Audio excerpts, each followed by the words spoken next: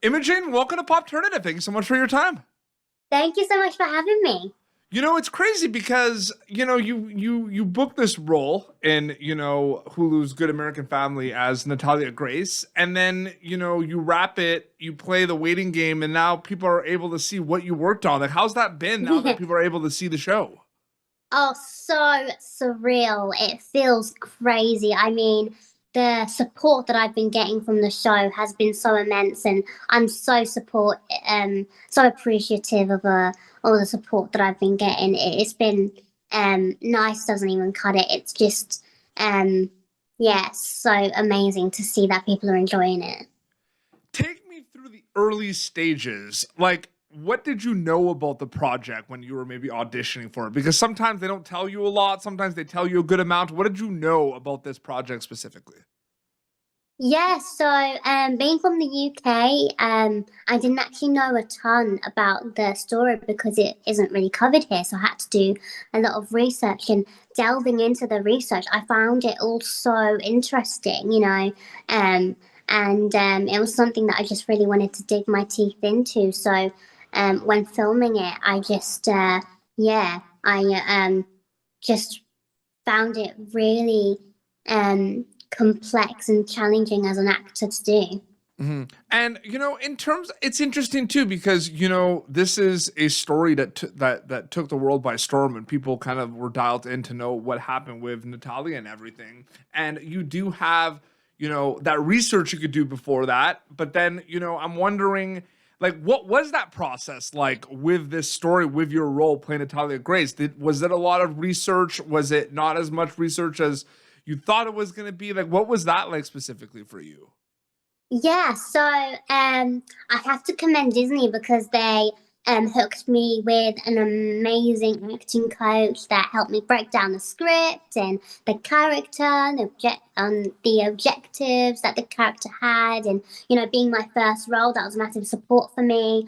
I also worked with a movement coach to replicate Natalia's movement, but also authentically as well in my body, as we have different dwarfisms, and an amazing dialect coach for the accent. And I think pretty early on, I knew that I wanted to approach this role with my own version of Natalia, and I just wanted to showcase that justice and the empowerment, and to make sure that Natalia feels really seen.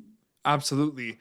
It's interesting too, right? Because so much happens before you go to camera on this project, and you kind of talked about the preparation for it and everything. So, from a Yes. storytelling perspective, you could see it as two journeys, right? Before filming and after filming, or did it feel like one big journey with multiple steps for you specifically? I think one big journey, really. Since filming, my passion for my character just grew and grew and grew. And when we reached Natalia's point of view, it just, I just had this real need to just show this justice and just this passion of playing her. And yeah, when it was Yeah. finally over filming, I just felt like I really accomplished something that I was proud of. And I find it interesting as well because you mentioned this is your first. Was this your first project, right? Yes, Yes. I have been on second team a lot with like Yeah. body doubling and stand-in, but yes, this was my first speaking role as an actor. So getting those scripts, right, knowing you're gonna have speaking roles and everything, that like script to screen journey with Hulu's Good American Family. What was that like for you? What was that like, kind of getting the episodes, seeing it, and then seeing it kind of come to life on screen, so to speak? Yeah, I mean, reading the episodes, I loved them. I just wanted to get episode 2, episode 3, like all of them. I thought the story was so compelling, and just kept me on the edge of my seat. And also, like I said, very early on, I started working with my acting coach, and we broke down each scene, broke down what my character's objectives were, and I honestly had so much support through developing my character, and also talks with the executive producers and the directors, and it just, I think we were all on the same page of how like we kind of wanted to portray Natalia. Absolutely. It's interesting as well because when I started Pop Alternative, and I'm a filmmaker as well, I got really interested in those conversations, right? That kind of lead to, you know, specific shots that we see in our favorite TV shows and films. And I know that a lot of conversations happen, and I know there's a lot of conversations that happen with your acting coach, with Mark, Ellen, with the directors and writers and everything. And I'm just curious for this project, when did a lot of those conversations happen with you and the cast and crew specifically? Was it a little bit of both, like a little before filming and a little during filming? Was it a lot kind of more preparation, and then when you actually got to set, it was not as much conversation and it was kind of go, go, go? Like, what were the conversations like specifically for you on this project? I think a lot of it was when we were blocking the scenes. I think the conversations would happen there, you know. A lot of us, you know, we kind of delved into our own versions of our characters. So kind of we would talk about our own journeys with our characters and what we kind of wanted to explore with. And Katie, who was the showrunner, was so amazing with being so sensitive and respectful of the story, and she was always on the same page as us. And as an actor, being my first role, it was so amazing to see so much talent in one room, because you have Mark, who has created his own work, so talking about, you know, the camera angles we should use. You've got Ellen kind of talking about her specific journey and what she kind of wants to do with her own character, and in particular to that scene. And, you know, you have like the directors and everybody, and it just felt so amazing to be in that room. And I was really like a sponge through all the scenes because, you know, it was amazing to learn from all of them. And then to add to that, when you're on set, it's a well-oiled machine, right? With an amazing kind of cast and amazing crew and everything. Was there ever kind of moments while you were on set where you saw, you know, the camera crews and the set deck and production design team where you were like interested in maybe going behind camera and like writing, producing, and directing one day? Or is like acting kind of the main thing you're focused on specifically? Because I feel like when you're on something like that of that scale, there's a lot going on. I'm sure you're interested and curious about a lot of that stuff. Yeah.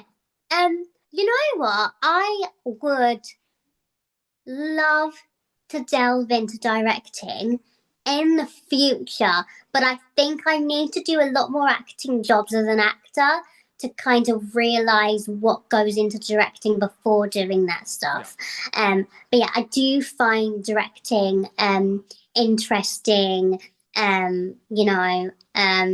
Just taking the lead of kind of organizing how a scene will work, what the characters' intentions are, and the objectives of the scene. So that is something I would love to explore with a lot later down the line, but my career's just started as an actor, so I'd want to, you know, explore with that a lot first. There are specific scenes in this series where they are very tension driven, and there's conversations between you and Ellen and certain characters that, you know, with Natalia Grace, where it's really intense, and more than others compared to other scenes, right? So I'm wondering if there was a specific kind of mindset to get in those very kind of emotional, tense scenes that we see specifically. And for people that also know, like, you know, the trailers came out about it coming on Hulu, and there is some of that in the trailers as well if they haven't seen the show yet. But like, what was that like specifically for those type of scenes, if you know what I'm talking about specifically? I think because it had now switched to Natalia's point of view, the only thing I just wanted was to show that justice now. I've got time now to show Natalia's voice. I've got time to show this empowerment that she's fighting for.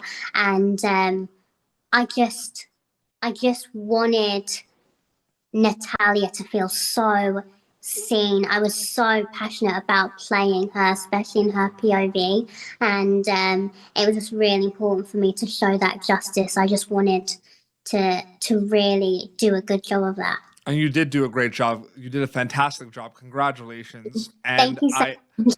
And I want people to check out the show on Hulu. That's Good American Family, the story of the Natalia Grace as well.